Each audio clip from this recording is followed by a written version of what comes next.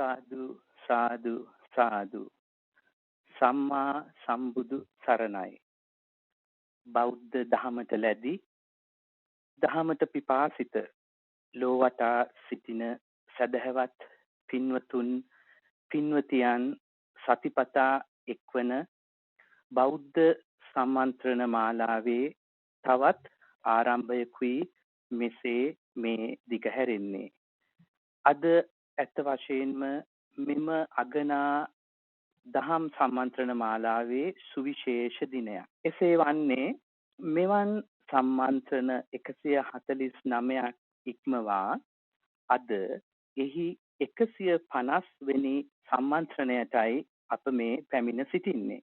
අද මෙම සුවිශේෂ 150 වෙනි සම්මන්ත්‍රණය මෙහෙවනුයේ මැලේසියාවේ කුවාලාලම්පූර් නගරයේ බෞද්ධ මහා විහාරස්ථානයට අනුබද්ධ දැනට කැනඩාවේ එඩ්මන්ටන් නගරයේ සමත විපස්සනා භාවනා මධ්‍යස්ථානයේ වැඩ සිටින අතිපූජ්‍ය ආචාර්ය මඩවල පුන්නජී මහා ස්ථවිරයන් වහන්සේ.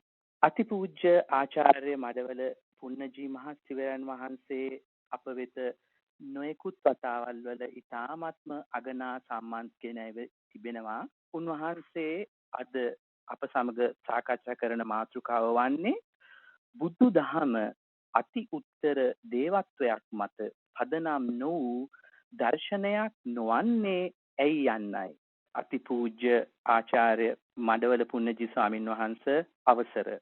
ඔබ වහන්සේටයි මේ ආරාධනාව.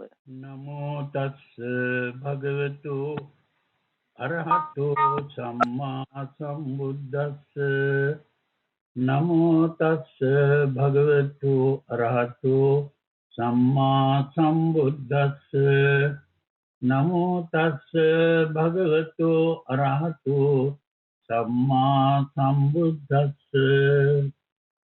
පින්වත්නි, අද මේ විශේෂ දවසක්. ඒ මොකද මේ සතිපට්ඨා පවත්වන ධර්ම සම්මන්ත්‍රණ මාලාවේ 150 වන වාරය. ඒ නිසා අද විශේෂ ධර්ම දේශනාවකට මට ආරාධනා කරලා තිනවා අපේ සිසිර අමරසිංහ මහත්මයා.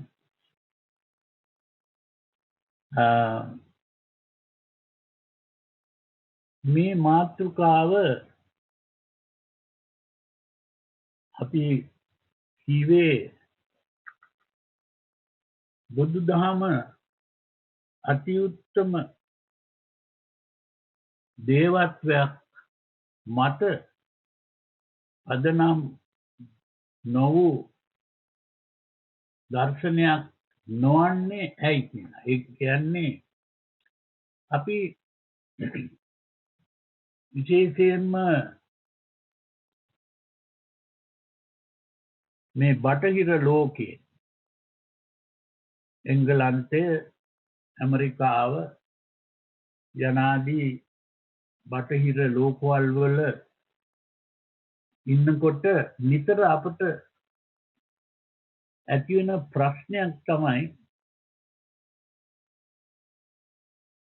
ඔය බෞද්ධයෝ දිව්‍ය විශ්වාස කරනවාද කියලා. මේ ප්‍රශ්නට සමහර අය උත්තර දෙනවා ඔව් අපි දෙවියෝ විශ්වාස කරනවා කියලා. සමහර අය උත්තර දෙනවා නෑ අපි දෙවියෝ විශ්වාස කරන්නේ නෑ කියලා. මෙහෙම ප්‍රශ්න ඇති වෙනවා. මේකට හේතුව අපේ බෞද්ධයෝ දෙවියෝ කියන වචනේ පාවිච්චි කරන්නේ දිව්‍ය ලෝකයේ ඉන්න දෙවිවරු ගැන. එහෙමනම් බුද්ධ ධර්මයේ දිව්‍ය ලෝකයේ දෙවිවරු ඉන්නවා කියන විශ්වාසය තියෙනවා. ඒ නිසායි සමහර අය මේ ප්‍රශ්නට උත්තර දෙන්නේ ඔව් අපි දෙවියෝ විශ්වාස කරනවා කියලා. නමුත් අර ප්‍රශ්නේ අහන පුද්ගලයා අහන්නේ ඒක නෙමෙයි. මේ බටහිර ලෝකයේ ආගම් වල ඒ කියන්නේ යුදෙව් ආගම, ක්‍රිස්තියානු ආගම, ඒ වාගේ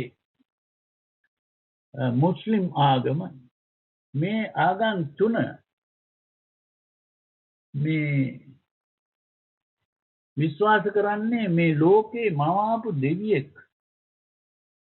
ඒ ඉන්නවා. ඒ ලෝකේ මවාපු දෙවියන්ට තමයි දේව කියන වචනේ පාවිච්චි කරන්නේ. දැන් ඉංග්‍රීසි වචනේ තියෙනවා God කියලා. God කියපුවාම capital G God කියපුවාම එක අර්ථයක්, simple G God කියපුවාම තව අර්ථයක්. තව මේ දිව්‍ය ලෝකයේ ඉන්න දෙවිවරු කියලා මේ කියනකොට ඒන්ජල් කියන වචනේ පාවිච්චි කරන්නේ God කියලා නෙමෙයි. ඉතින් ඒ නිසා අපි හරියට මේ වචන තේරුම් ගත්තේ නැතුව උත්තර දෙන්න ගියොත් වැරදි උත්තරයක් තමයි අපි දෙන්නේ. ඉතින් මේවා ගැන තරමකට දන්න අය තමයි ඉංග්‍රීසියෙන් අහනවා do you believe in God කියලා. අහපුවාම no කියලා සමහර අය කියනවා. එතන no කියලා අදහස් කරුවේ අපි මේ ලෝකේ මවාපු දෙවියෙක් ගැන විශ්වාස කරන්නේ නැහැ කියන එක. අර ඉස්සෙල්ලා උත්තර දීපු තැනත්තා අපි දෙවියෝ විශ්වාස කරනවා කියලා කිව්වේ අර ඉංග්‍රීසියෙන් ඒන්ජල් කියන දෙවිවරු ගැන අපි විශ්වාස කරනවා කියන එක. ඒ කියන්නේ දිව්‍ය ලෝකයේ ඉන්න දෙවිවරු කියලා. අන්න මේ වගේ පටලැවිලි ඇති වෙනවා. එතකොට තව කාරණයක් තියෙනවා අපි දැනගත යුතු. ඒ මොකද මේ බුද්ධ ධර්මයේ දේව කියන වචනේ තේරුම් තුනක් පෙන්නලා තියෙනවා. එකක් තමයි සම්මුති දේව. සම්මුති දේව කියලා කියන්නේ සම්මත වෙච්ච විශ්වාස. ඒ කියන්නේ එක එක රටවල් වල එක එක සංස්කෘති වල මේ සම්මුති දේවයෝ ඉන්නවා දෙවිවරු ඒ වාගේ. ඒ කියන්නේ මේ විශ්වාසයක් පමණයි. ඇත්තටම ඉන්නවා කියන එක ඔප්පු කරන්න අපිට බෑ. නමුත් විශ්වාස කරනවා. දැන් අපි ලංකාවේ විශ්වාස කරනවා මේ විෂ්ණු දෙවියෝ, කතරගම දෙවියෝ එහෙම කියලා දෙවිවරු ගැන. ඒ දෙවිවරු සාමාන්‍යයෙන් හිතනවා මේ අය බෝධිසත්වයෝ කියලා. නමුත් මේ දෙවිවරුම ඉන්දියාවේ හින්දු ධර්මයේ පාවිච්චි කරන දෙවිවරු. ඒ කියන්නේ විෂ්ණු දෙවියෝ කියන එකත් හින්දු ධර්මයේ පාවිච්චි කරන නමක්. ඒ වගේම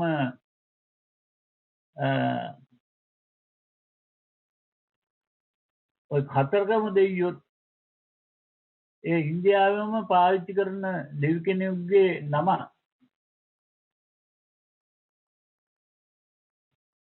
එතකොට මේ විදිහේ මේ කතරගම කියන එක නම් මේ ලංකාවේ තියෙන තැනක එතන වචනයක් තමයි. නමුත් අර කදිරගාම තියෙන මේ දෙවි කෙනෙක් ගැන ඒ හින්දු ධර්මයේ කියවෙනවා. ඉතින් ඒ විදිහේ මේ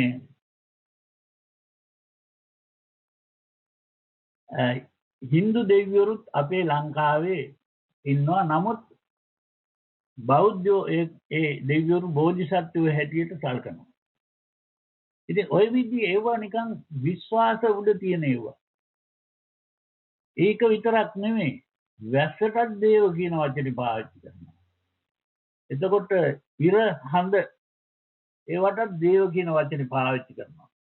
මේවා මේ විශ්වාස නිසා මේවට තමයි සම්මුති දේව කියලා කියන්නේ. දැන් රජවරුන්වත් ඒ කාලේ දේවයන් වහන්සේ කියලානේ කතා කරුවේ. රජවරුත් දෙවිවරු හැටියට මේ මිනිස්සු හිතලා තියෙනවා. ඉතින් මේවා ඔක්කොම සම්මුති දේව. නමුත්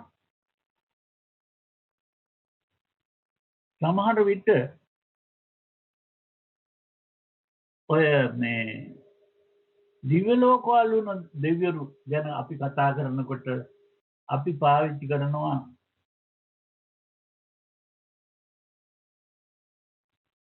මේ උප්පත්ති දේව කියන වචනේ.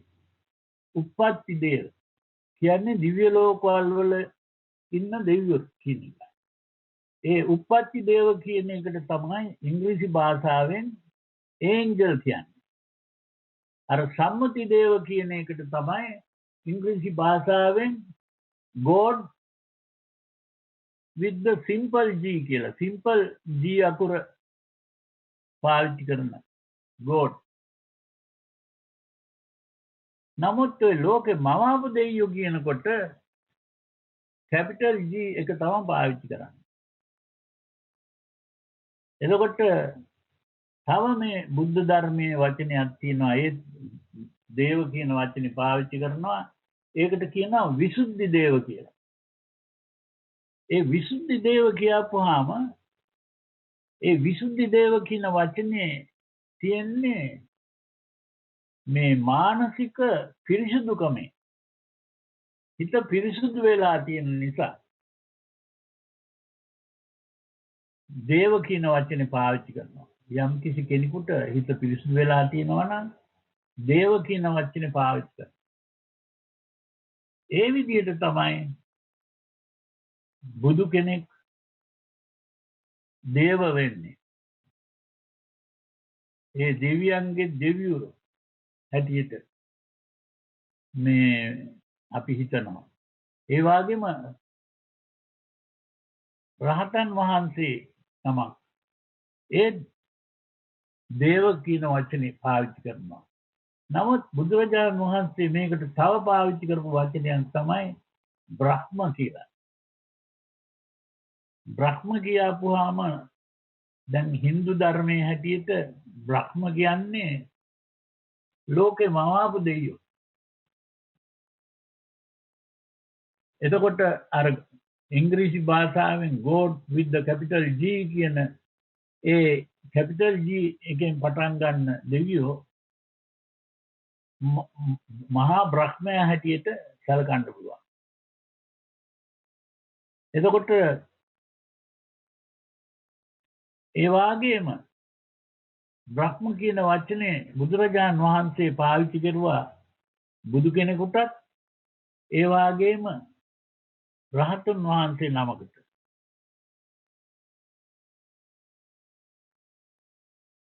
ඒත් බ්‍රහ්ම භූතෝ කියන වචනේ පාවිච්චි කරුවේ. බ්‍රහ්ම වූ.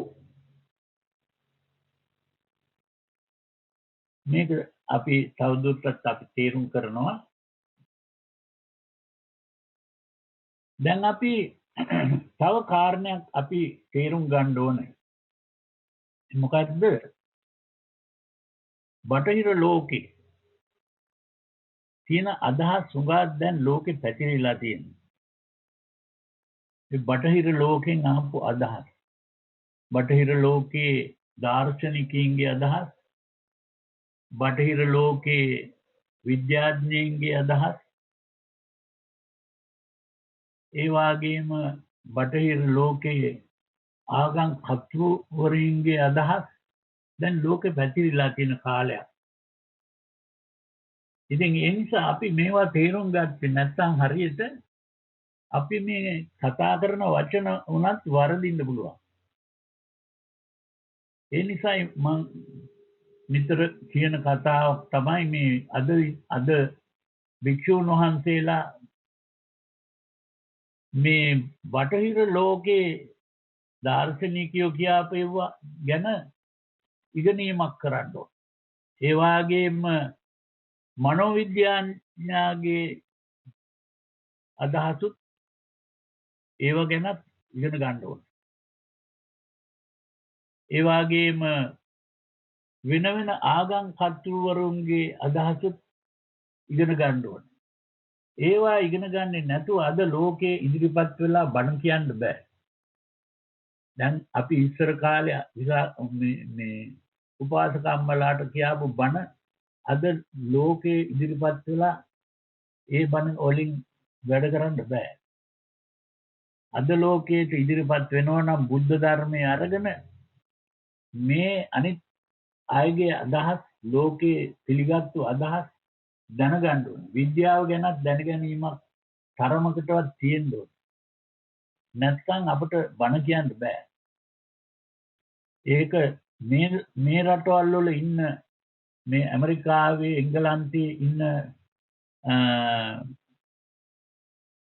භික්ෂුන් වහන්සේලාට තේරිලා තියෙන දෙයක්. ඒ නිසා මේක අවශ්‍ය දෙයක්. නමුත් දැන් අපි තේරුම් ගන්න ඕනේ කාරණයක් දැන් මට කියන්න සුදුසු වෙලා තියෙනවා. ඒක තමයි මේ බටහිර ලෝකයේ ඉතිහාසය ගැන කල්පනා කරනකොට එක කාලයක් තියෙනවා 1916 17 18 කියන කාල පරිච්ඡේදයේ ඒකට ඒ කාලයට කියන නමක් තමයි the age of enlightenment කියලා.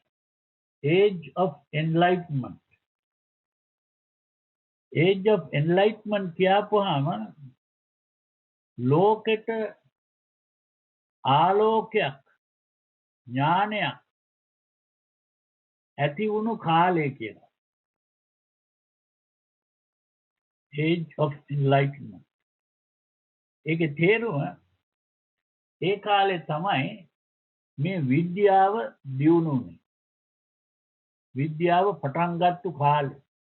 ඒ කාලේ අයිසැක් නිව්ටන්, ගැලීලියෝ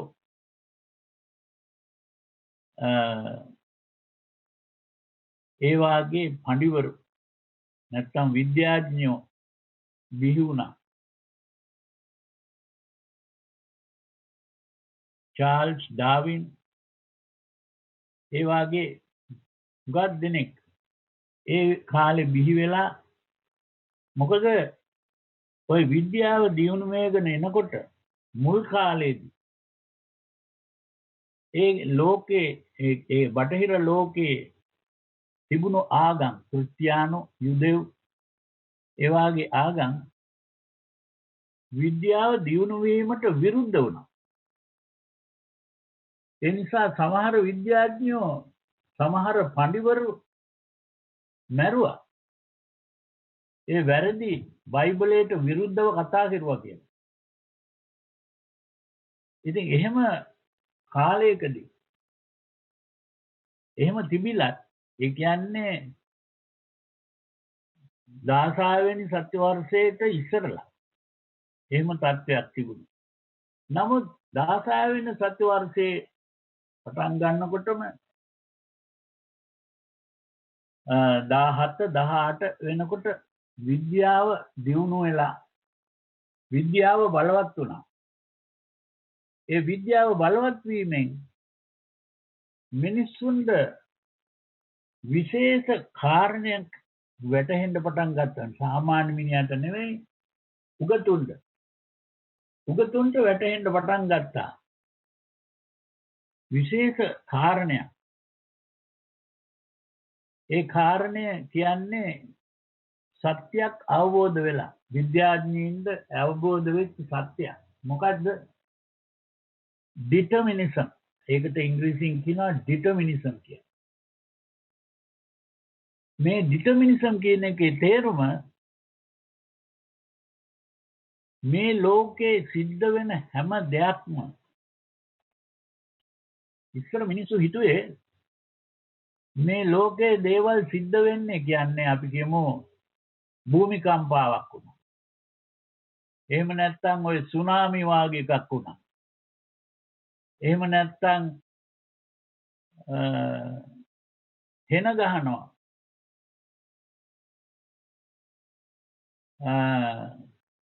කුණාටු ඇති වෙනවා. ඒ නොයෙක් දේවල් මේ සිද්ධ වෙනවා. ලෙඩ රෝග බෝ වෙන්න පටන් ගන්නවා. ඔය වාගේ දේවල් වෙනකොට ඉස්සර කාලේ මිනිස්සු හිතුවේ මේ එක්ක දෙවිවරු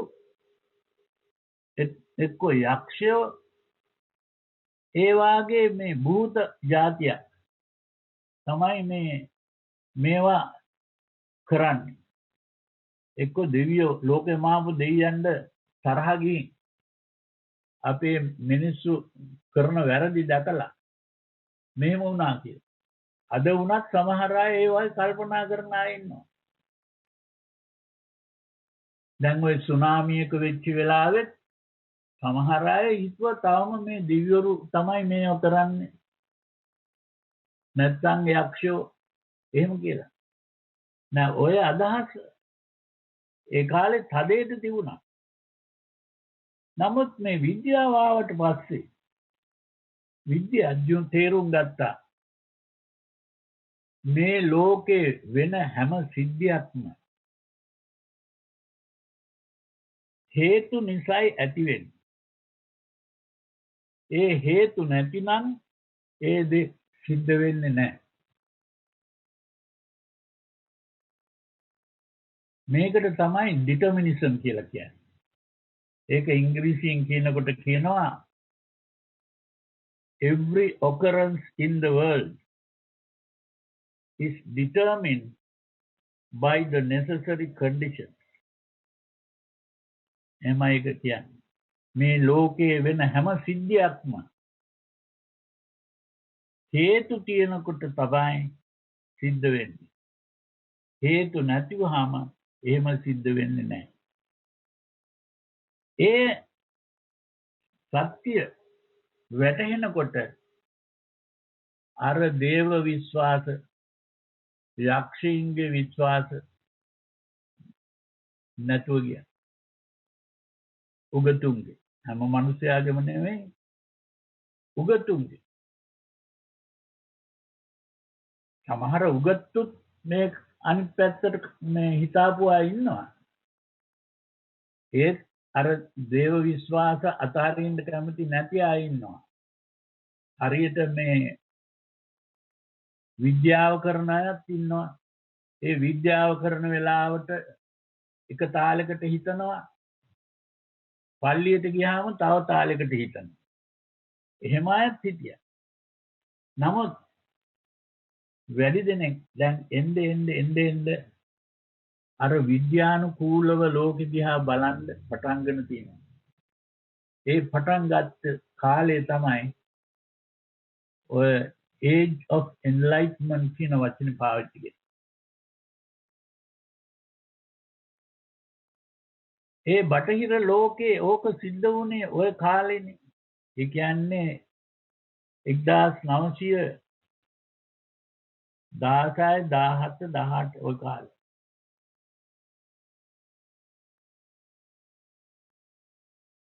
නමුත්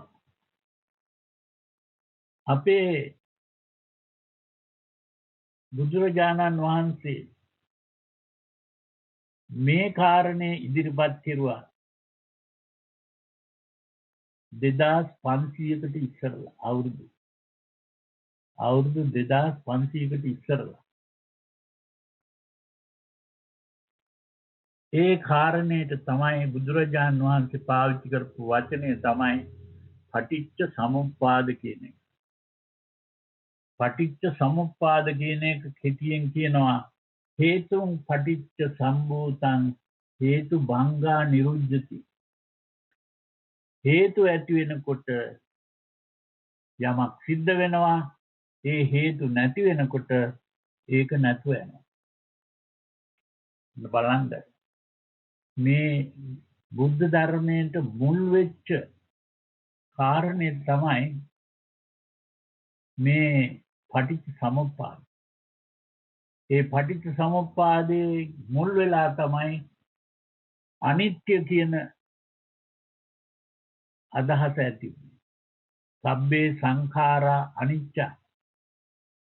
කිවේ හැම දෙයක්ම ඇති වෙනවා නැති වෙනවා කියන එකයි.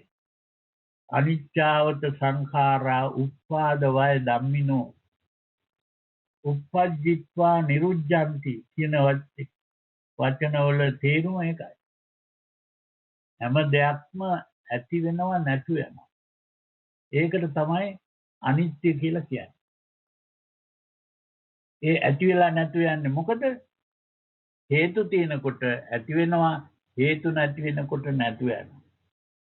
ඒ කියන්නේ පටිච්ච සමුප්පාදේ මුල් කරගෙන තමයි අනිත්‍ය කියන අදහස ඇති වෙන්නේ. ඊළඟට ඒ අනිත්‍ය කියන එක අදහස මුල් කරගෙන තමයි දුක කියන අදහස ඇති වෙන්නේ. යද නිච්ඡං තන් දුක්ඛං. යද නිච්ඡං තන් දුක්ඛං කියන යමක් අනිත්‍ය නම් ඒක දුකක්. ඒ මොකද දුකක් වෙන්නේ? ඒකට දුකක් වෙන්න හේතුව අපේ ආසාව. අපේ ආසාව තියෙන්නේ අනිත්‍යතාවයට නෙමෙයි නිට්ටයතාවයට. ඒ කියන්නේ මෙම ඇති වෙලා නැති වෙන ඒවා නෙමෙයි අපට ඕන කරන්නේ. අපට ඕන කරන්නේ දිගටම පවතින ඒවා. ඒ දිගටම පැවැත්ම තමයි අපි ප්‍රාර්ථනා කරන්නේ. දැන් යම් කිසි කෙනෙක් කසාදයක් බඳින්න ගියත් ප්‍රේම සම්බන්ධයක් ඇති වුණත් ඒක ඇති වෙලා නැති වෙන්න නෙමෙයි බලාපොරොත්තු වෙන්නේ. ඒක දිගටම පවත්වා ගන්න. ඒ වගේම අපි රස්සාවක් හොයන්න ගියත් ඒ රස්සාවත් ඇති වෙලා නැති වෙන රස්සාවක් නෙමෙයි අපට ඕන කරන්නේ දිගටම පවතින එක. බඩුවක් ගන්න ගියත් අපි කියමු කාර් එකක් ගන්න ගියා කියලා. අපට ඕන කරන්නේ මේ ඇති වෙලා නැති වෙන කාර් එකක් නෙමෙයි අපට දිගටම හොඳට තියෙන්න ඕන කාර් එකක්. නමුත් එහෙම කාර්වල අද හොයාගන්න නැහැ. නමුත් අපි පුළුවන් තරම් වැඩි කාලයක් මේක පාවිච්චි කරන්න පුළුවන් වෙන්න තියාගන්න අපි උත්සාහ කරනවා. නිත්‍යතාවයේ තමයි අපි බලාපොරොත්තු වෙන්නේ නිතර. අපේ ජීවිතය ගැන කල්පනා කරුවත් අපේ ජීවිතයත් ටික කාලයක් යනකොට නාකි වෙනවා, ලෙඩ හැදෙනවා, මැරෙනවා. නමුත් අපිට ඒකට ඒ වෙනස් වීමට අපි කැමති නැහැ. අපට ඕන කරන්නේ හැමදාම තරුණව ඉන්න. හැමදාම ලෙඩ නැතුව ශරීරයේ සෞඛ්‍යතාවයේ පවත්වා ගැනීම. ඒ වගේම මැරෙන්න කැමති නැහැ කවුරුවත්. අපි නිතරම ජීවත් වෙන්නයි ඕන කරන්නේ. මේ අපේ ආශාව තියෙන්නේ මේ සත්‍ය අනුව නෙමෙයි. සත්‍ය තමයි අනිත්‍යතාවය. සත්‍ය තමයි පටිච්ච සමුප්පාදේ. ඒ නිසාම අනිත්‍යතාව තමයි සත්‍ය. නමුත් අපට ඕන කරන්නේ නිට්ටයතාවය. ඒ නිට්ටයතාවය කියන්නේ ආශාව පමණයි.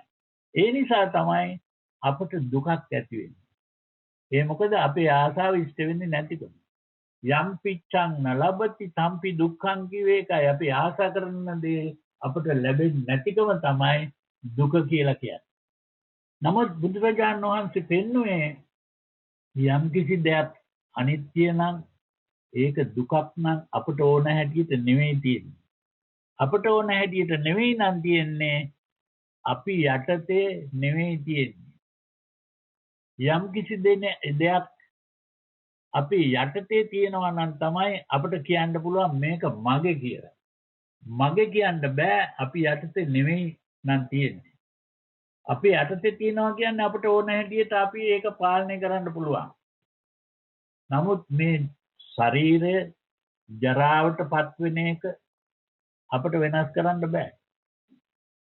ඒ ශරීරයේ ජරාවටපත් වෙන එක වෙනස් කරන්න බැරි නම් අපි යටතේ නෙමෙයි තියෙන්නේ මේ ශරීරය.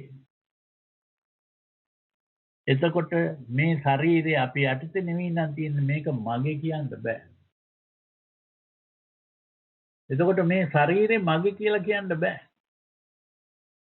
අපි මේ කොච්චර උපන්දා ඉඳලා හිතාගෙන හිටියත් මේක මගේ ශරීරය කියලා. නමුත් මේ ශරීරය මගේ නෙමෙයි. ඇයි? මට ඕන හැටියට මේ ශරීරය තියාගන්න බෑ. මොකද ශරීරයේ ලෙඩ හැදෙනවා. ශරීරේ ජරාවටපත් වෙනවා. ශරීරය මැරෙනවා. ඒ නිසා තමයි බුදුරජාන් වහන්සේ පෙන්වලා දුන්නේ මේ ශරීරය මගේ නෙමෙයි කියලා. ශරීරය මගේ නෙමෙයි නම් හිත මගේද? හිත කියන එක හැම මොහොතෙදිම ඇති වෙලා නැති වෙන එක. එහෙම ඇති වෙලා නැති වෙනවා නම් ඒකත් මට ඕන හැටියට තියෙන එකක් නෙමෙයි. ඒ නිසා මගේ හිත උනත් මගේ කියලා කියන්න බෑ. මේකට තමයි අනාත්මය කියන බුදුරජාන් වහන්සේ පෙන්වලා දුන්නේ. ශරීරයත් අනාත්මයි, හිතත් අනාත්මයි. මේ ලෝකයේ දකින්න තියෙන හැම දෙයක්ම ඇති වෙලා නැති වෙන නිසා අනාත්මයි. ඒක මගේ කරගන්න උත්සාහ කරනවා නම් දුකකට තමයිපත් වෙන්නේ. කිසිම දෙයක් මගේ කරගන්න බෑ. කොච්චර උත්සාහ කෙරුවත්. ඒ නිසායි අපි අනිත්‍ය දුක්ඛ අනාත්ම කියන ත්‍රිලක්ෂණය අපි හරියට හිතට අරන් තේරුම් ගත්තොත් ඒ තේරුම් අරගෙන ඒ අනුව අපි ජීවත් වුණොත් අපට දුකෙන් මිදෙන්න පුළුවන්. ඒක හරියට අපි මේ මගේ කියලා කියන දේවල් අපි තේරුම් ගන්න ඕන මේක කුලියට ගත්ත බඩුවක් වගේ. දැන් අපිට ගමනක් යන්න ඕන වෙලා කාර් එකක් කුලියට ගත්තොත් ඒ කාර් එක මගේ කියන්න බෑනේ. ඒ වාගේ අපේ ශරීරයත් මේ කුලියට ගත්ත එකක් වාගේ කියලා අපි හිතා ගන්න පුළුවන්. අපේ හිත කියන එකත් කුලියට ගත්ත එකක් වාගේ කියලා හිතා ගන්න පුළුවන්. අපි පාවිච්චි කරුවට මේක මගේ නෙමෙයි, මම නෙමෙයි. යම් කිසි දෙයක් මගේ නෙමෙයි නම් ඒක මම වෙන්න ක්‍රමයක් නැහැ. ඒ නිසා මම කියන දෙයක් නැහැ මෙතන. මේවා ඔක්කොම කුලියට ගත්ත බඩු කියලා හිතා ගන්න. අන්න ඒ වාගේ තමයි මේ අපේ පාවිච්චි කරන ශරීරයත් ඒ වාගේම මනස. අපේ මනස කියලා අපි කීවට මෙතන මේ වෙනම දෙයක් නෑ මනස කියලා. අපි මේ මනස කියන්නේ ක්‍රියාවක් පමණයි. මේ ශරීරයේම කෙරෙන ක්‍රියාවක්. අපි මනෝ කියන වචනේ බුදුරජාණන් වහන්සේ පාවිච්චි කරුවේ මේ මොලේ ක්‍රියාකාරීත්වයටයි මන කියන්නේ. ඒ මොලේ ක්‍රියාකාරීත්වය තමයි කල්පනා කිරීම.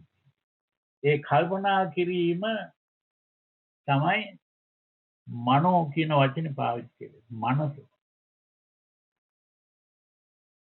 එතකොට තව වචන තුනක් පාවිච්චි කරුවා. චිත්ත, මනෝ, විඥාන. වචන තුන. විඥාන කියන්නේ චක්කු විඥාන, සෝත විඥාන, ගාන විඥාන, ජීවා විඥාන, කාය විඥාන. ඒ කියන්නේ මේ හිත නෙවෙයි මේ ඇස්පෙනීම, කන් ඇහිීම, නාහිත දැනීම, දිවට දැනීම, ශරීරයට දැනීම. ඒක තමයි විඥානය කියන්නේ. චක්කු විඥාන, සෝත විඥාන, ගාන විඥාන, જીවා විඥාන, කාය විඥාන. මේවා තමයි විඥාන. ඒ වගේම චිත්ත කිව්වේ මොකේද? දැන් විඥාන කියන එක දැනගත්තා, මනෝ කියන එක දැනගත්තා. ඒ මනෝ විඥාන කියලා කියන්නේ අර ඇහෙන් දැකපු රූප, කනෙන් ඇහුණු ශබ්ද, නාහෙට දැනුණු ගඳ සුවඳ, දිවට දැනුණු රස, ශරීරයට දැනුණු ස්පර්ශ, ඒවා ඔක්කොම එකව කරලා අරගෙන මනසෙන් ඒ මොලේ ක්‍රියාකාරීත්වයෙන් කල්පනා කරලා අපි අදහසක් මවනවා මේ අහවල් දේ කියලා. ඒකට තේරුමක් දෙනවා. ඇහෙන් දැකපු කනෙන් ආපු ඒවට තේරුමක් දෙනවා. ඒ තේරුම තමයි ධම්ම කියලා කියන්නේ. මනෝ ධම්ම. චක්කු රූප, සෝත ශබ්ද, ඒ වගේ මනෝ ධම්ම. ඒ මනසට ගොදුරු වෙන දේ තමයි ධම්ම. එතකොට ඒ ධම්ම කියන එක තමයි අදහස. මනසේ කල්පනා කරලා ඇතිවෙච්ච අදහස. නමුත් ඒ අදහස අනුව අපි ලක්ෂණ දෙයක් දැක්කොත්, දැකලා අපි මේ බොහොම ලක්ෂණ එකක් කියලා හිතුවොත් ඊළඟට ඒකට ආසාවක් ඇති වෙනවා. ඒ ආසාව තමයි චිත්තය. ඒ වගේම කැත දෙයක් දැකලා, කැත සද්දයක් අහලා ඒකට අකමැත්තක් ඇති වෙනවා. ඒ අකමැත්ත ඒකත් චිත්තය. ඒ මොකද අදහස මවාපු අදහස අනුව තමයි මේ අකමැත්ත හරි ආසාව හරි ඇති වෙන්නේ. එතකොට මේ ආසාවල් අකමැතිකම් තියෙන తත්වය තමයි චිත්ත කියන්නේ. ඒ චිත්තය ඇවිසිලා තියෙන්නත් පුළුවන්, සාන්ත తත්වයක තියෙන්නත් පුළුවන්. ඒ කියන්නේ ආසාවල් නැති වෙලාව. එතකොට චිත්තේ ගියාපුවාම ආසාවම නෙමෙයි, ඒ ආසාව තියෙන ප්‍රදේශය කියනවා වගේ එකක්. මේක මුල් වෙන්නේ ලේ පිරිසුදුකම අනුව. ලේ අපිරිසුදු වීමෙන් තමයි ආසාවල්, තරහවල් කියන ඒවා ඇති වෙන්නේ. ලේ පිරිසුදු වීමෙන් තමයි සාන්ත තත්වයක් ඇති වෙන්නේ. ඒක තමයි මේ චිත්තය කියන එක මේ හෘද වාස්පේ අඩපමණක් ලේ ආශ්‍රයෙන් තියනවා කියන කතාවේ තේරුම ඒකයි. නමුත් අද විද්‍යාඥයෝ හොඳට මේක තේරුම් අරන් තියෙනවා. දැන් ඒ හිතේ ඇවිස්සීම කියන එක තමයි චේතනා කියන වචනේ පාවිච්චි කරන්නේ. ඒ හිත ඇවිස්සුනහම තමයි අපි නරක වචන කතා කරන්නේ, නරක ක්‍රියා කරන්න පටන් ගන්නෙ. අර ඇවිස්සීමෙන්. ඒ ඇවිස්සෙන්නේ නැතුව ශාන්ත තත්වයකට තියෙනවා නම් හොඳ විදිහට කතා කරනවා, හොඳ විදිහට ක්‍රියා කරනවා. මේවට තමයි කුසල් අකුසල් කියලා කියන්නේ. ඒකයි බුදුරජාණන් වහන්සේ පෙන්වුවේ චේතනා අහං භික්ඛවේ කම්මං වදාමි. ඒ චේතනා කියලා කියවේ මේ හිත ඇවිස්සීම. ඒ හිත ඇවිස්සීම නිසා තමයි ඒ ඇවිස්සීම තමයි ලෝභ, ද්වේෂ, මෝහ කියලා කියවේ. ඒ ලෝභ, ද්වේෂ, මෝහ මුල් වූ ක්‍රියා තමයි අකුසල කර්ම කියලා කියන්නේ. ඒ වගේම ඒ ලෝභ, ද්වේෂ, මෝහ අඩු කරන්න ගන්න උත්සාහය තමයි කුසල කර්මය කියලා කියන්නේ. ඒ කියන්නේ ලෝභ, ද්වේෂ, මෝහට විරුද්ධව කරන ක්‍රියාවල් තමයි අදෝස, අමෝහ, අලෝභ, අදෝස, අමෝහ කියලා කියන්නේ. ඉතින් මේ විදිහට අපි තේරුම් ගත්තාම අපිට මේ බුද්ධ ධර්මය කියන්නේ මොකක්ද කියන එක තේරුම් ගන්න පුළුවන්. අපි උත්සාහ කරන්නේ මේ ලෝභ, ද්වේෂ, මෝහ නැති කරන්න. ඉතින් අපි මේ සීල, සමාධි, ප්‍රඥා කියන තුන් ක්‍රියාව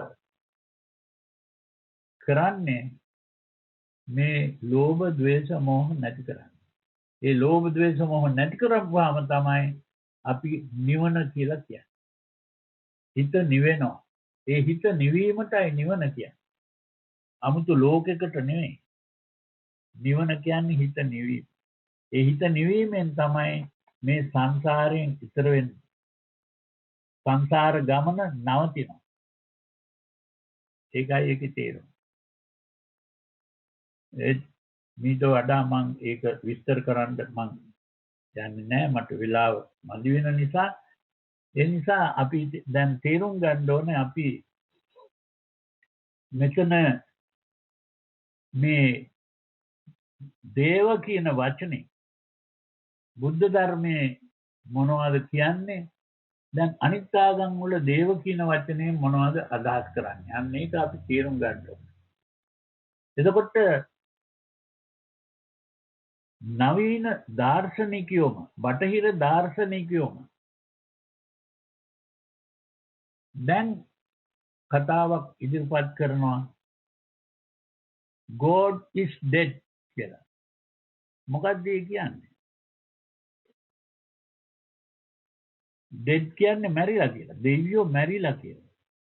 එතන දෙවියෝ කියව කාටද? ලෝකේ මවාපු දෙවියෝ. මෙතන මේ දෙවියෝ මැවෙන්නකම් විහිළුවක් කියන කතාවක් නෙමෙයි මේක. මේක දෙවියෝ මැරුණා කියන එකේ තේරුම දේව විශ්වාසය දැන් මැරිලා තියෙනවා.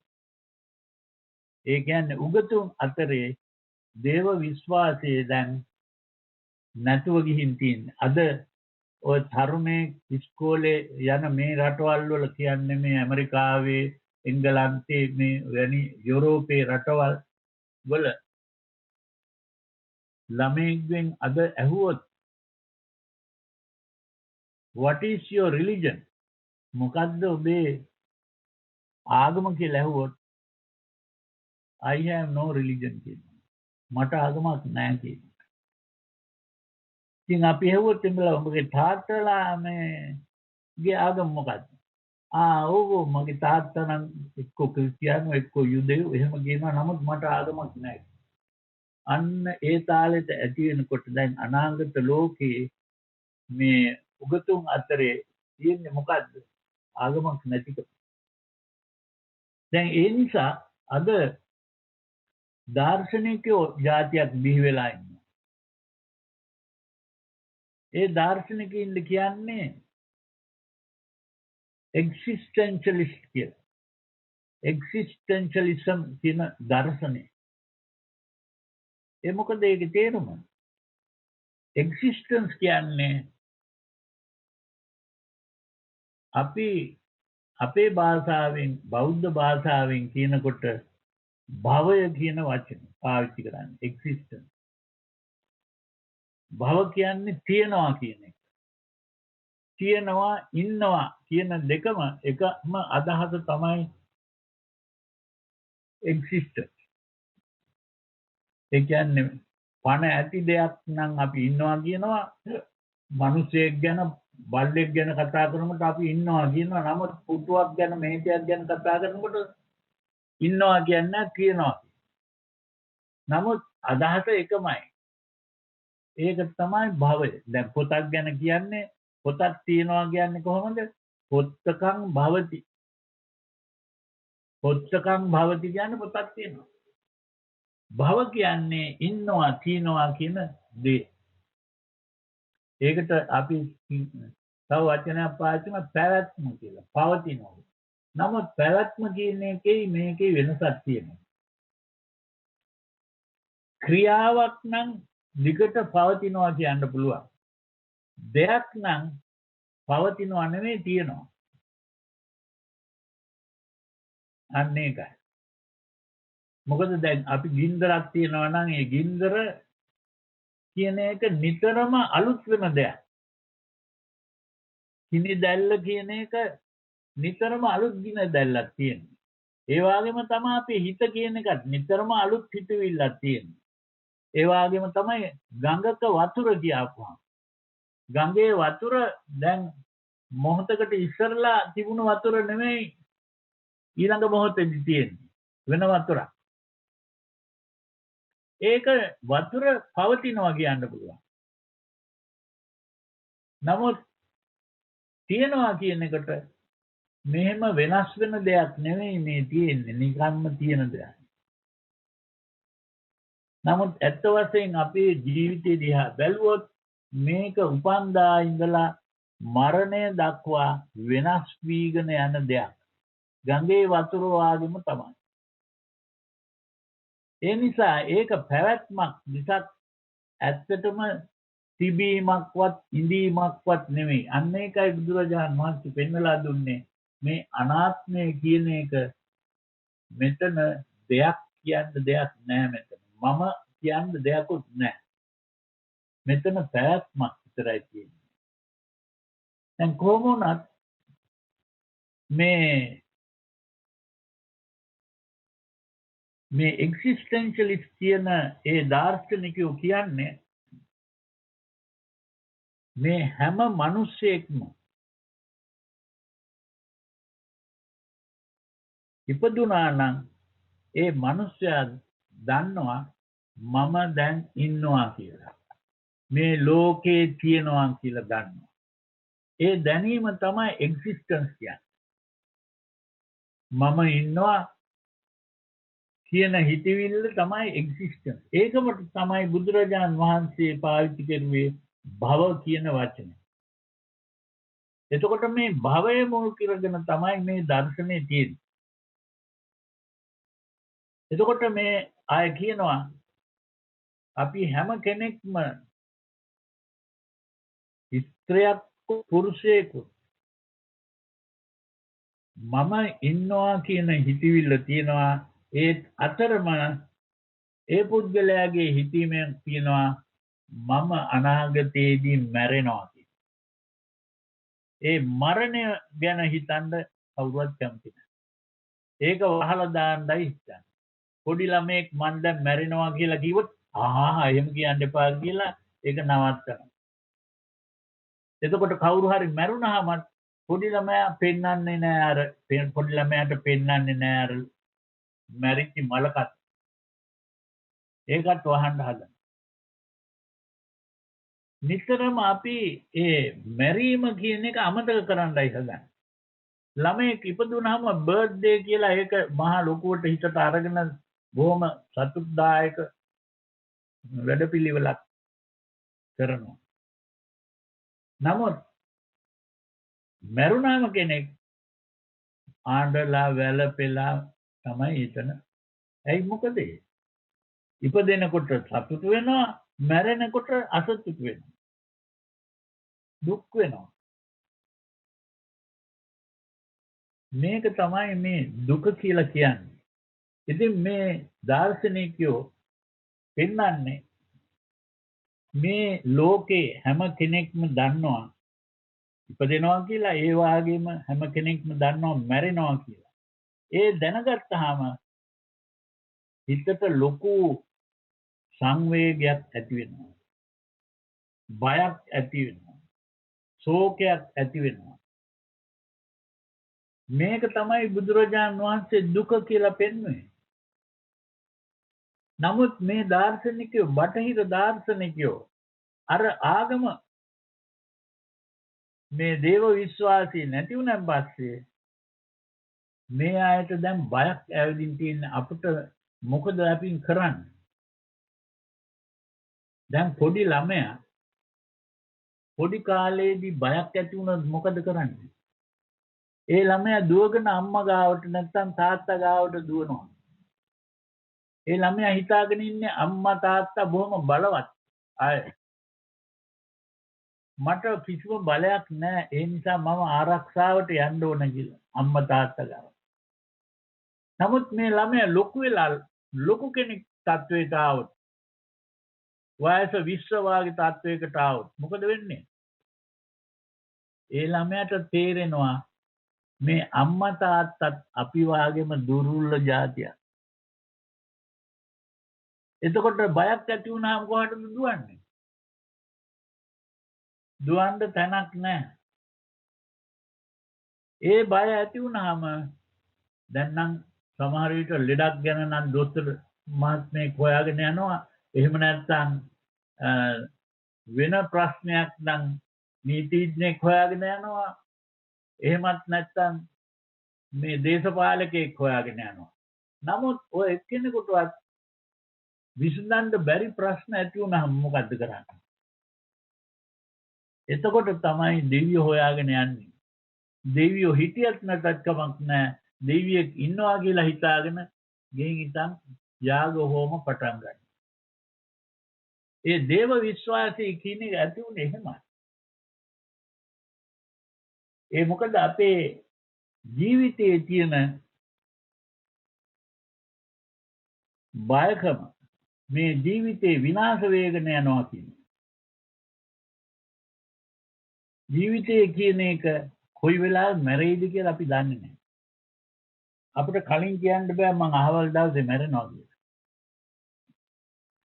ඉතින් මේක තමයි අපි ඉංග්‍රීසියෙන් කියනකොට මං කියන්නේ insecurity of life.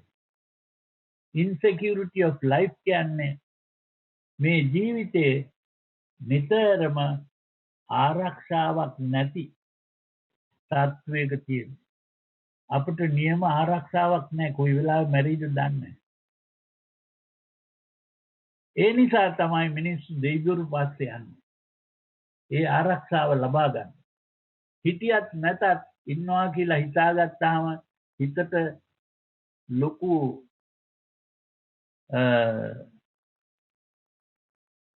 ඒකට හිතට සැනසීමක් ලැබෙනවා. ඒ හිතට සැනසීම ලබා ගන්නයි මේ දේව විශ්වාසය නැත්තම් මේ ආගම් ඇදහිීම කියන එක තියෙන්නේ. ඒ ආගම් ඇදහිීම අද ඉංග්‍රීසි ශබ්දකෝෂයේ ඩික්ෂනරි අරගෙන බැලුවොත් රිලිජන් කියන්නේ මොකක්ද කියලා මොකක්ද ඒ තියෙන්නේ? ඒකේ තියෙන්නේ මේ belief in supernatural God අන්න ඒකයි තියෙන්නේ. ඒකේ කියනවා එක දෙවියෙක් ඉන්නේ ලෝකේ මාප දෙවියෝ කියලා එකක්. අනිත් එක හුඟක් දෙවිවරු ඉන්නවා. ඒ දෙවිවරුන්ගෙන් ආධාර ගන්න පුළුවන් යාඥා කරලා කියලා. අන්න ඒ වගේ එකක් හැටියට ආගම ඉදිරිපත් කරන්නේ. ඒ නිසා බුද්ධ ධර්මයේ අරන් බැලුවොත් බුද්ධ ධර්මයේ පෙන්වන්නේ මේ දෙවිවරු පස්සේ යෑම වැරදි කියලා. ඒ බුද්ධ ධර්මයේ දෙවිවරු පස්සේ යෑම වැරදි කියලා මේ ලෝකේ මාපු දෙවියෙක් කියලා කෙනෙක් නැහැ කියපුවාම අර ඉංග්‍රීසි භාෂාව පාවිච්චි කරන අය මොකද්ද කියන්නේ? මේ බුද්ධ ධර්මයේ ආගමක් නෙවෙයි. ඒක දර්ශනයක්. මොන වගේ දර්ශනයක්? දෙවියෝ විශ්වාස කරන්නේ නැති දර්ශනයක්. ඒ දෙවියෝ විශ්වාස කරන්නේ නැති දර්ශනවල වලට ඉංග්‍රීසි වචනයක් තියෙනවා ඒතියිස්ට් කියලා. ඒතියිස්ට් කියපුවාම මේ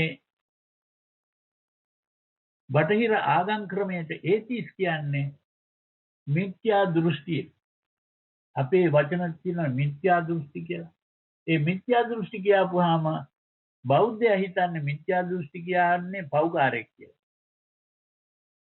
මොකද මිත්‍යා දෘෂ්ටියට හොඳ නරකක් නැහැ. වැරදි දෘෂ්ටියනේ තියෙන්නේ. හොඳයි කියන එක නරකයි කියලා හිතන්නත් පුළුවන්.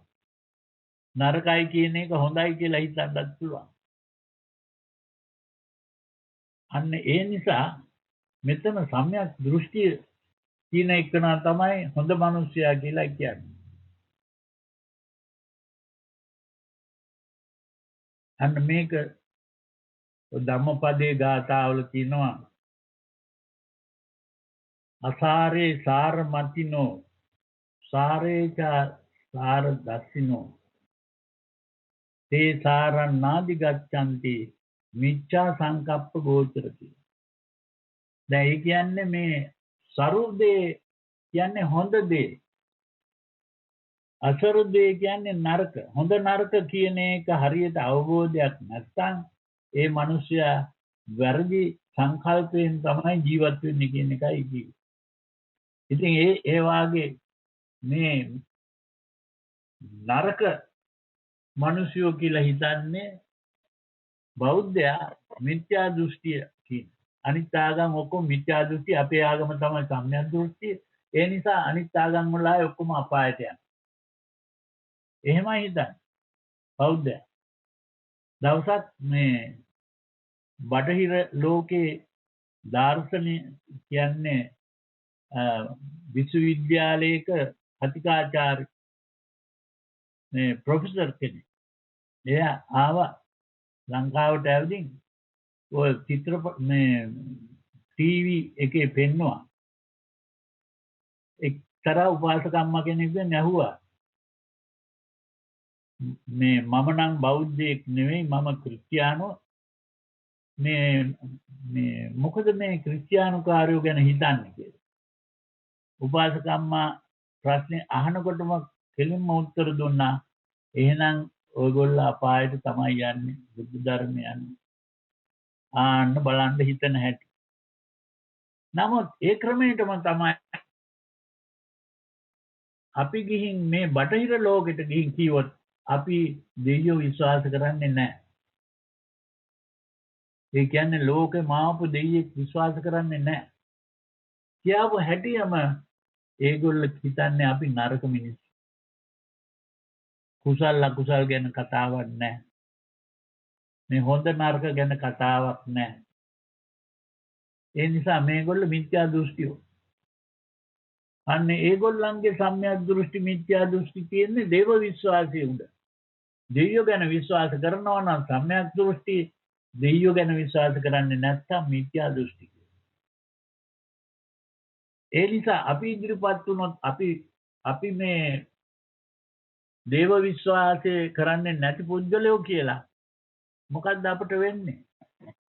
බුදුහාමුදුරුවෝ අපායට යනවා, අපිත් අපායට යනවා. එහෙමයි ඒගොල්ලෝ එක දකින්නේ. ඉතින් අපි මහා ලොකු කතාවක් හැටියට අපි කියනවා අපි දේව විශ්වාසය කරන්නේ, අපි දෙවියෝ විශ්වාස කරන්නේ නැහැ. ලෝකේ මාවපු දෙවි කෙනෙක් විශ්වාස කරන්නේ නැහැ. අපි කියපු හැටි අපි පහළට බැස්සා තත්ත්වේ. අපේ තත්ත්වේ පහළට බැස්සා ඒගොල්ලන්ගේ හිතවිල්ල අනුව. ඉතින් කොහොමද අපි ගිහින් හිටන් බුද්ධ ධර්මයේ ඉදිරිපත් කරන්නේ මේ බටහිර ලෝකෙට ඇවිල්ලා? අන්න ඒකයි ප්‍රශ්නේ. ඒ නිසා මගෙන් අහුවොත් කවුරු හරි දේව විශ්වාසයේ තියනවාද කියලා මම කියන්නේ මම දෙවියෝ විශ්වාස කරනවා. මේක නිකන් බොරුවක් නෙවෙයි මම මේ කියන්නේ. මේක බුද්ධ ධර්මයෙන් තියෙන කතාව.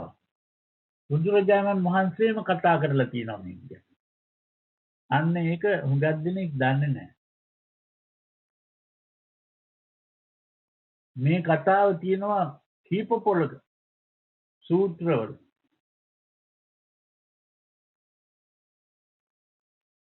අග්ගඤ්ඤ සූත්‍රයේ තියෙනවා බුදුරජාණන් වහන්සේ කියලා. මේ බ්‍රාහ්මණයෝ හිතාගෙන ඉන්නවා ඒ බ්‍රාහ්මණයෝ තමයි දෙවියන් වහන්සේගේ මහා බ්‍රහ්මයාගේ දරුවෝ කියලා. ඒ බ්‍රාහ්මණයෝ තමයි දරුවෝ. ඒ මොකද මහා බ්‍රහ්මයා ගැන විශ්වාසයක් තියෙනවා. ඒ වගේම මහා බ්‍රහ්මයා දීපු නීති අනුගමනය කරනවා.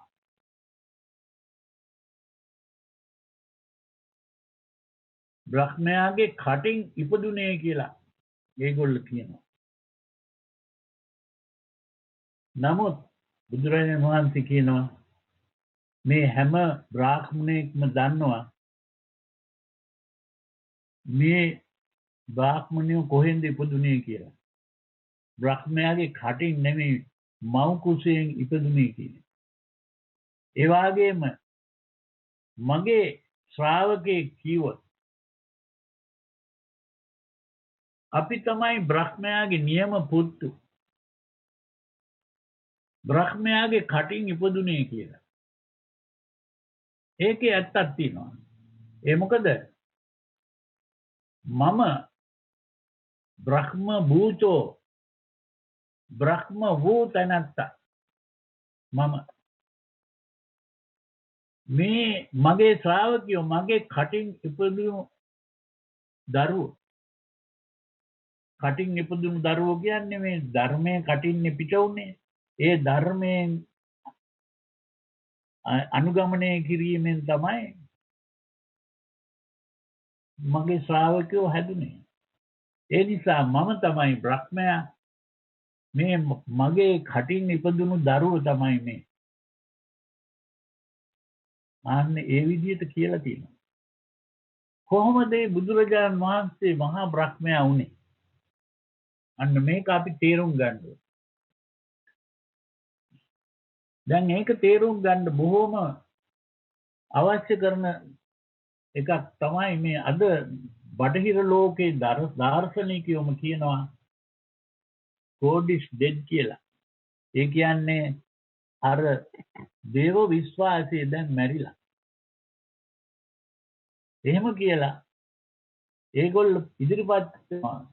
එච්චර දෙවියෝ කීවට ඒ දිව්‍යයන්ගේ තියෙන ගති ගුණ හැටියට පෙන්වන්නේ මොකද්ද? සර්ව බලධාරී. ඒ වගේම සර්ව ඥානය. ඒක තමයි සර්වඥ කියලා කියන්නේ. සර්ව ඥානයක් තියෙනවා. හැම දෙයක්ම දන්නවා. ඒ වගේම සර්ව ගුණධාරී. සියලු ගුණයක්ම තියෙනවා. හොඳ ගුණ. මෛත්‍රී, කරුණාව, ඒ වගේ ගුණ වලින් සම්පූර්ණ වෙච්ච.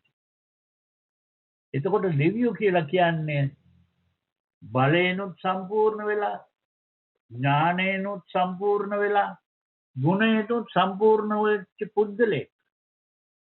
මේගොල්ලෝ තර්ක කරන්නේ එහෙම පුද්ගලයෙක් මේ විදිහේ ලෝකයක් මැව්වා කියන්නේ කොහොමද? මේ ලෝකේ හැම සත්තු එක සතෙක් තව සතෙක් අල්ලගෙන කනවා. ਉਹ ජීවත් වෙන්නේ එක සතෙක් තව සතෙක් අල්ලගෙන කාලා.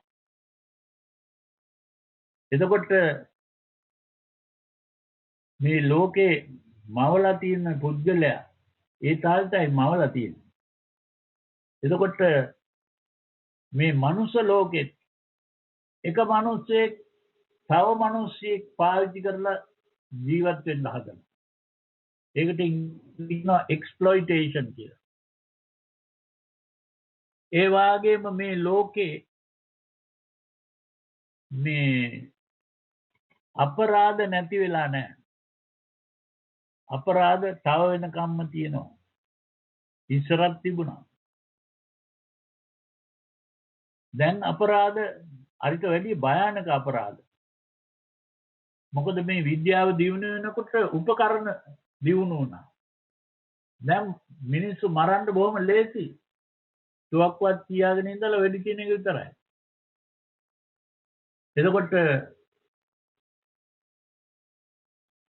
යුද්ධ දැන් භයානක යුද්ධ එනවා.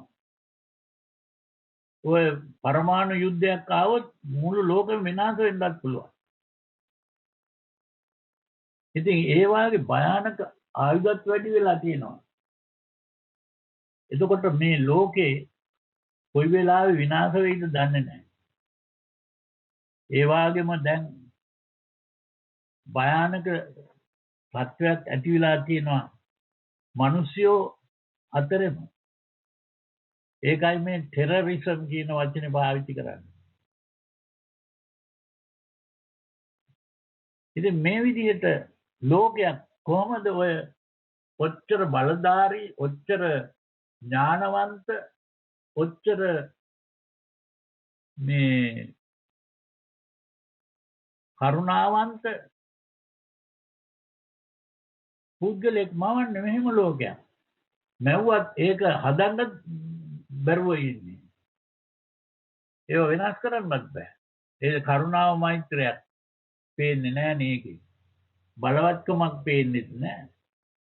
ඥානවන්තකමක් පේන්නේ නෑ. එතකොට මොකද්ද මේ බලවත් ඥානවන්ත මේ කියලා කියන්නේ? අන්න එහෙම ප්‍රශ්නයක් දැන් මතුවලා තියෙනවා. දැන් අද දාර්ශනිකයෝ හොයනවා. ඔය එක්සිස්ටෙන්ෂලිස්ට් කියන දාර්ශනිකයෝ දැන් ඒව තමයි ගැන කල්පනා කරන්නේ. කොහොමද මේ ප්‍රශ්නේ විසඳන්නේ? නමුත් අපි දන්නවා මේ බටහිර ලෝකයේ ওই ප්‍රශ්නේ එන්න ඉස්සරලා මේ ප්‍රශ්නේ ඇති වුණා ඉන්දියාවේ. බුදුරජාණන් වහන්සේ මේ ලෝකෙට පහළ වෙනකොට ඔය ප්‍රශ්නේ තමයි ඉදිරිපත් කෙරුවේ. චතුරාර්ය සත්‍ය කියලා ඉදිරිපත් කෙරුවේ. දුකට හේතුවත් දුක නැතිවීමත් දුක නැතිවීමට මාර්ගය. එහෙම විතරක් නෙමෙයි. බුද්ධත්වයේ කියන්නේ මොකක්ද? මේ බුදු කෙනෙක් කියපුවාම ඒ බුදුරජාණන් වහන්සේ ගැන හිතනකොටත් අපි ලොකු බලවත් පුද්ගලයෙක් හැටියටයි දකින්නේ. ඒ වගේම ඥානවන්ත පුද්ගලයෙක් හැටියටයි දකින්නේ. ඒ වගේම ගුණවත් පුද්ගලයෙක් හැටියටයි දකින්නේ. එතකොට නියම ගෝඩ් කවුද? බුදුරජාණන් වහන්සේ. බෞද්ධයාට ඉන්න ගෝඩ් තමයි ගෝඩ් කැපිටල් G එක දාන ගෝඩ් තමයි බුදුරජාණන් වහන්සේ. කොහොමද ඒ ගෝඩ් උනේ? දැන් අපිට අහුවත් ප්‍රශ්නයක් අපිට අහන්න තියෙන්නේ ගෝඩ් කියන්නේ මිනිස්යාට ඇතිවෙච්ච අදහසක් පමණයි. ඒ අදහස මොකද්ද? බලේනොත් නුවණෙනොත් ගුණේනොත් සම්පූර්ණ තත්වයකට පැමිණිච්ච පුද්ගලයා. ඒ කියන්නේ ඒ ගෝඩ් කියන්නේ යම් කිසි තත්වයක්. ඒ තත්වයට මිනිස්යාට පැමිණෙන්න පුළුවන් කියන විශ්වාසය තමයි විශේෂම බෞද්ධ විශ්වාසය. බෞද්ධයාගේ විශ්වාසය මේ ගෝඩ් කියන තත්වයට මිනිස්යාට පැමිණෙන්න පුළුවන් කියන එක. ඔය අනිත් ආගම් වල පෙන්වන්නේ මිනිස්යාට විශේෂයෙන්ම බටහිර ආගම් වල පෙන්වන්නේ මිනිස්යාට ඒ තත්වෙට එන්න බෑ. මිනිස්යා පෞකාරය හැටියට සැලකන්නේ. මිනිස්යා කියන්නේ පෞකාරය. අන්න ඒක අපි තේරුම් ගන්න ඕනේ. To err is human, to forgive divine කියනවා. ඒ මිනිස්යාගේ ගතිය තමයි වැරදි කිරීම. To err කියන්නේ වැරදි කිරීම. To forgive divine දිව්‍යංගයේ ක්‍රියාව තමයි සමාව දීම. ඒ නිසා තමයි දැන් ක්‍රිස්තියානි ආගමේ කවුරු හරි මැරුණාම ඒ පාදිලිවරු කරන්නේ දිව්‍යංගයෙන් සමාව ඉල්ලීම. මොකද මිනිස්සයා ඉතින් වැරදි කරනවා. නමුත් සමාව දීමෙන් පිරිසුදු වෙනවා. ඒ පිරිසුදු කරන්නේ සමාව දීම. නමුත් බුදුරජාණන් වහන්සේ පෙන්වුවේ මිනිස්යාට පිරිසුදු වෙන්න පුළුවන්. ඒ මිනිස්යාට පිරිසුදු වීමෙන් තමයි සම්පූර්ණයෙන්ම පිරිසුදු වුණාම බුද්ධත්වයේ ලබන්නේ. ඒ බුද්ධත්වයේ ලැබීම තමයි බ්‍රහ්ම භූතෝ කියන්නේ. ඒ කියන්නේ බ්‍රහ්ම වූ තැනත්තා. ඒ කියන්නේ මේවා මම මේ මගේ කටින් හදාගත්තු එකක් නෙමෙයි. මේක බුදුරජාණන් වහන්සේම තේරුම් කරලා තියෙන දෙයක්. ඒ නිසා බෞද්ධයා කියන්නේ නිකම්ම දාර්ශනිකයෙක් නෙමෙයි. සෝක්‍රටිස් ප්ලේටෝ වගේ දාර්ශනිකයෝ නෙමෙයි. බුදුරජාණන් වහන්සේ ආගම කියන එක දියුණුම තත්වයට ගෙනත් බුද්ධත්වයේ ලැබීම. ඒක විතරක් නෙමෙයි බුදුරජාණන් වහන්සේට විතරක් නෙමෙයි හැම සත්වයකටම හරි පිළිවෙලට පෙරම් පුරලා එක ආත්මයේදීම බුදු වෙන්න බැරි වුණත් ආත්ම ගණනාවක් තිස්සේ හරි පෙරම් පුරලා බුදු වෙන්න පුළුවන්. ඒ කියන්නේ දේව තත්වයට පැමිණෙන්න පුළුවන්. ඒ දේව තත්වයට පැමිණීමම තමයි බ්‍රහ්ම විහාර කියන වචනේ පාවිච්චි කරලා තියෙන්නේ. අනිත් ආගම කියන එකට බුදුරජාණන් වහන්සේ පාවිච්චි කරුවේ මොකක්ද? බ්‍රහ්මචාරී. බ්‍රහ්මචාරී කියවේ ඉංග්‍රීසියෙන් කියනවා නම් divine life. ඒ දේව ජීවිතය කියන එක. දෙවියෙක් වාගේ ජීවත් වෙන්නේ. ඒ මොකද්ද? කරුණාව, මෛත්‍රිය. මෛත්‍රී, කරුණාව, මුදිතාව, උපේක්ෂාව කියන ගුණධර්ම වැඩිීමෙන් ඒක තමයි බ්‍රහ්ම විහරණය කියන්නේ. ඒ බ්‍රහ්ම පිළිවෙලට ජීවත් වීම. ඒක දියුණු වීමෙන් බ්‍රහ්මචාරිය කියන්නේ ආගම කියන එක. ඒ ආගම් ඇදහිීම කියන්නේ දේවත්වයේ දියුණු කිරීම. ඒ කියන්නේ මිනිස්යාට තියෙනවා දේවත්වයක් තියෙනවා මාර්යයක්. ඒ කියන්නේ දේව අපි පාවිච්චි කරන වචනේ බ්‍රහ්ම මාර කියන එක. මාර කියලා කියන්නේ ඔක්කොම නරක ගතිගුණ. බ්‍රහ්ම කියලා කියන්නේ ඒ උසස් ගතිගුණ. ඒ නරක ගතිගුණ නැති කරලා උසස් ගතිගුණ දියුණු කිරීම තමයි ආගම් ඇදහිීම කියලා කියන්නේ. මේ විදිහට ගුණධර්ම දියුණු කරලා සම්පූර්ණයෙන්ම පිරිසුදු තත්වයට පැමිණීම තමයි බුදු වීම කියලා කියන්නේ. ඒ බුදු වීමත් එක්කම දේවත්වයේ සම්පූර්ණ වුණා. ඒ කියන්නේ මිනිසයා තමයි අන්තිමටම ඒ කැපිටල් G එකෙන් පටන් ගන්න ගෝඩ් තත්වයට පැමිණෙන්නේ. අන්න ඒ නිසා තමයි අපි කීවේ මේ බුද්ධ ධර්මයේ කියන එක දිව්‍ය විශ්වාස කරන්නේ නැති ආගමක් නෙවෙයි, දර්ශනයක් නෙවෙයි. මේ බුද්ධ ධර්මයේ කියන්නේ නියම ආගම. ඒ දේවත්වයට පැමිණෙන ආගමක්. ඒක ආගමක් කියන එකත් වැරදි. මේ හැම ආගමකම තියෙන්නේ එකම ධර්මය. මොකද්ද? ඒ දෙවල් කියන தત્වේ අයින් කරලා ගෝඩ් කියන தત્වේ දියුණු කිරීම. මාර කියන ධර්මයේ කියන தત્වේ අයින් කරලා බ්‍රහ්ම කියන தત્වේ දියුණු කිරීම. ආගම කියන්නේ. ඒ කියන්නේ නරක කියන ඒවා අයින් කරලා හොඳ කියන ඒවා දියුණු කරලා සම්පූර්ණව හොඳ වීම තමයි බුද්ධ ධර්මයේ පරමාර්ථය. ඒ නිසා බුද්ධ ධර්මයේ නිකම්ම දර්ශනයක් නෙවෙයි. බුද්ධ ධර්මයේ තමයි නියම ආගම. අනිත් ආගම් වලට විරුද්ධත්වයක් මෙතන නැහැ. හැම ආගමකම කරන්නේ එකම දේ. මේකට ඉංග්‍රීසියෙන් කියනවා seeing the unity in the diversity of religion. ඒ කියන්නේ මේ නොයෙක් මේ වෙනස් ආගම් වාගේ තිබුණාට ඒකේ සම්බන්ධතාවයක් තියෙනවා. ඒ සම්බන්ධතාවය තමයි මේ නරකකම අතහැරලා හොඳකම වැඩි දියුණු කිරීම කියන්නේ. ඒ නිසා මේ බුද්ධ ධර්මයේ කියන්නේ ආගමක් විතරක් නෙවෙයි, දේවත්වයකුත් මේ බුද්ධ ධර්මයේ කියවෙනවා. ඒ කියන්නේ God, capital G God කියවෙනවා. ඒකයි මේ කතාවේ අදහස. සියලු සත්වෝ නිදුක් වෙත්වා, නිරෝගී වෙත්වා, සුවපත් වෙත්වා.